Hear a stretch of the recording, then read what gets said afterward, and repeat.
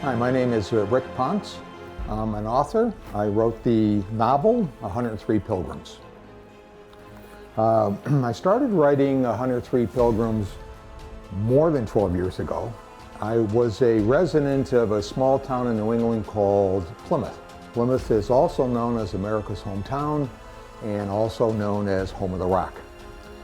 Plymouth is also known as the place where the Pilgrims landed.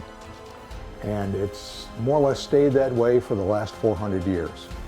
I lived in Plymouth for 25 years. Over that 25-year period, I had a chance to meet a lot of what we call the locals, which I thought I was, until they reminded me that most of the people who lived there had lived in Plymouth for 5 to 12 generations, going as far back as when the Pilgrims landed.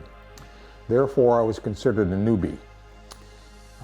During the time I lived there, I heard all sorts of stories about people's families, the history of the area, the nuances, some of the mysteries, some things that were said to be true but were never really written down. At the same time as living there, I worked in a business that required me to travel extensively through North America and Europe. I used to think about the stories that people told me about in the area.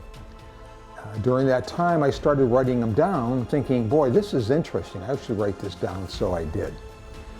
After a period of time, before I knew it, a few years went by and I ended up with having 300 or 400 pages of notes and part of the story. And I also had another 100 pages of research.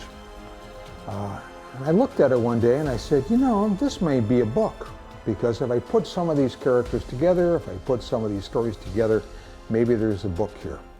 And that's how the book got started.